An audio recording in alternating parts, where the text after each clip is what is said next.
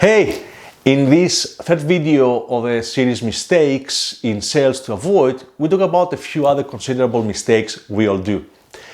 We start by talking about the mistake of not having consistency in pipeline monitoring.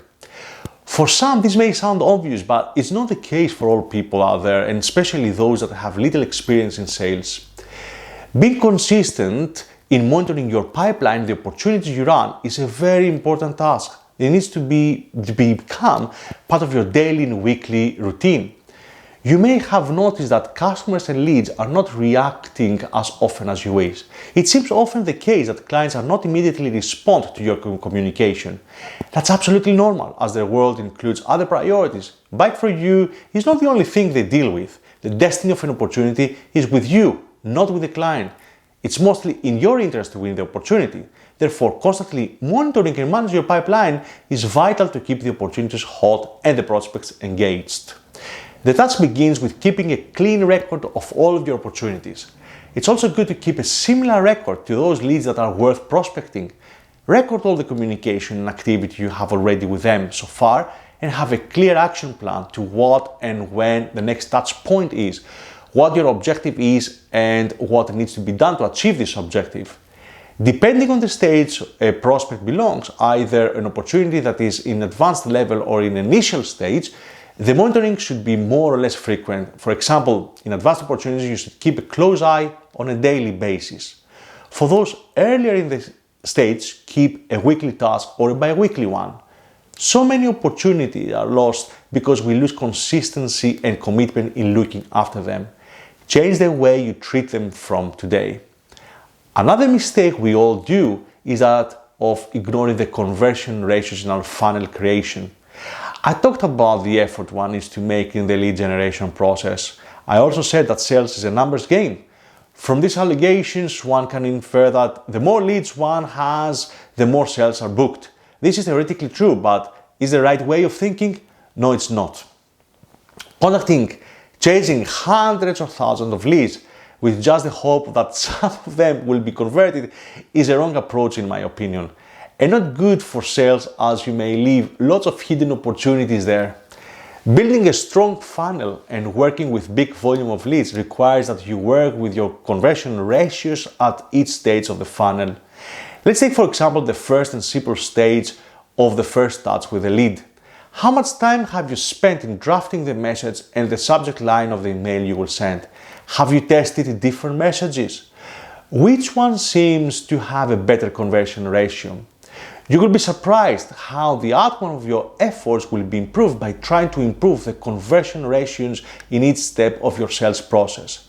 It will be revealed that not only this will help you building a healthier pipeline, but you will also have the ability to maximize the chances you have on each lead, reducing also the cost of sales. Putting quality to the number game will bring success closer and make the journey more enjoyable. Let's talk about another area, and again a mistake, being impatient with the sales cycle. How much time it takes you to close a deal? From the time you approach a lead to having them sign the agreement. Sales cycle differs whether you sell B2B, B2C, the industry, the ticket size, the type of service, and some other factors. One thing, however, is true regardless of the different factors that affect the opportunity. It takes time. It is just crazy how many people out there believe that miraculously the deal will be secured and finished in a short time. Believe me, it can take a good year or even two in some cases to have a deal signed. Even in a small ticket business or in a B2C, many believe it can be a matter of weeks rather than months. That's not true. The actual sales cycle may be much smaller, but we forget that sales might have started even before one reaches the customer. Marketing and brand awareness play a significant role here to nurture the lead even before you approach them. There are ways to reduce the sales cycle, but this requires that you understand the buying process of the client and know how you can advance the sales opportunity by dealing with the right people in the right time. There are also the usual sales tricks you can use to make the client understand is for their benefit to start using your product sooner. You can also sweeten the deal for early closures. These are nice tricks, however, sometimes it's inevitable that you need to stay patient and follow the process. Being successful is not about closing this one deal that troubles you. Success is when you have built a nice pipeline of deals that allows you to have the luxury of having some opportunities falling behind in time. Another mistake that we tend to do is forgetting to work on our prospects that are not moving in the sales funnel. Here are some facts. Especially in the B2B sales environment, the sales closure ratio is very small. Either in an enterprise deal or in a SaaS deal, another fact is that sales cycles are long and conversion in each step of the opportunity process takes time. Clients are well educated before salespeople contact them. Most likely they heard about your solution before you call them. And most likely they also know most of your competitors. Another fact is that the minute a potential client accepts to talk to you doesn't mean necessarily they are in the market looking for a solution, as the status quo might work well at the moment. As you're building up your pipeline, some of the opportunities are moving down towards closure, some unfortunately are lost, and the majority is there sitting in the middle. Although we anticipate opportunities moving, some of them are stuck in the same stage for ages. They don't qualify to move into another stage, and you cannot also say for sure that they are a lost case. On the contrary to others, saying that once an opportunity is not moving, it must be moved to the closed lost bucket, I believe we need to give them more time. Taking into account that what I noted in the beginning of this video and assuming that things take their time, we shouldn't expect things to move that fast all the time. What one can do though with these opportunities that are not moving. Before giving an idea of what can be done with them, let's note again that these are not yet dead. Maybe one can help these clients move from their undecided zone. One effective way to do so is to educate and consult them. Stay close to them and show them in multiple ways with collateral and content you create how their life would change if they buy your product or service. Show them what competitors have done with you and how their business has changed as a result. Alternatively, give them enough evidence to help them decide they do the right thing to come to you. Become the trusted partners to support the business even before they become your client. The above doesn't guarantee obviously that all of these problematic prospects would lean on your favor. Let's not forget that sales at the end of the day is a numbers game. Another great one, another mistake I see taking place all the time is that salespeople are not working out their commercial budget. Start of the year, new term, new budget for all salespeople. No one can avoid it, and we shouldn't. Companies rely on salespeople to grow, sometimes even to survive.